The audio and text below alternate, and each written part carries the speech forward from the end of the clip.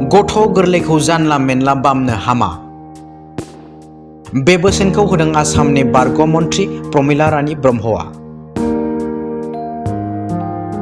ULB-नि मुङाव नंखायै क'क्राझार पुलिसनि गुलिजों गावथार जानाय जोंसार मुसाहारिनि अनजालि बिसिजों लोगोसे 15 साननि उन्दै गथ'सा एनिसा मुसाहारिखौ अनखांनाय नुनो मोनदों।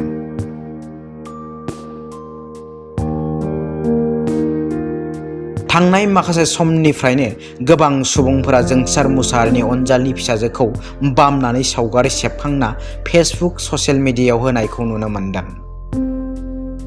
नाथाय दुखुनांथाव बाथ्राया बेसोदि जोनोम जागोदान 15 साननि उन्दै गथ'साखौ बिखायाव गोबानानै सावगारि सेबखांनायासो दुखुनांथाव। जोनोम जागोदान उन्दै गथ'सानि देहाफ्रा गोरलै नोरोम थाखोनि जायो। बे समावनो सरासनस्रा सुबुंफोरा अनसायनायनि मुङाव खुदुमनाय आरो सुवा सुथिजों बामना सावगारि सेबखांजानाया थारैनो जोबोद दुखुनांथाव आरो सोंखारिथाव। आसामनि बारग' सुबुं अनसाय बिफाननि मन्थ्रि प्रमिला रानी ब्रह्मआ दिनै जोंसार मुसाहारिनि नखराव दावबायनानै दुखुथिया नखरनि थासारिखौ सुलाद लाहोयो। बे समावनो बारग' मन्थ्रि प्रमिला रानी ब्रह्मआ बुङोदि गोरलै गथ'साफोरखौ जानला मेनला बामनो नाङा होननानै सांग्रांथि होयो मानोना बिसोरनि देहाया गोरलै नोरोम होननानै। सोरबा बामनो नागिरा आखाइखौ सुहो बेजों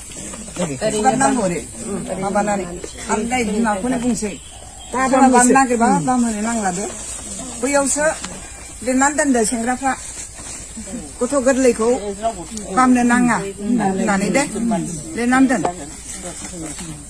बेरामनिफ्राय फैनाय माना बे भाइरास थायोना आखाइयाव मा दाङोमोन दा कर'नानि माबा माबि दावराव जागासिनो दं उन्दै गथ'फ्रा लोमजागासिनो दं। ओरैनोबाबो गथ' गोरलैखौ बाहेरनिफ्राय फैनानै दामखाया आथिं आखाइ सुनानै जि गामखायनानैसो बामखायो।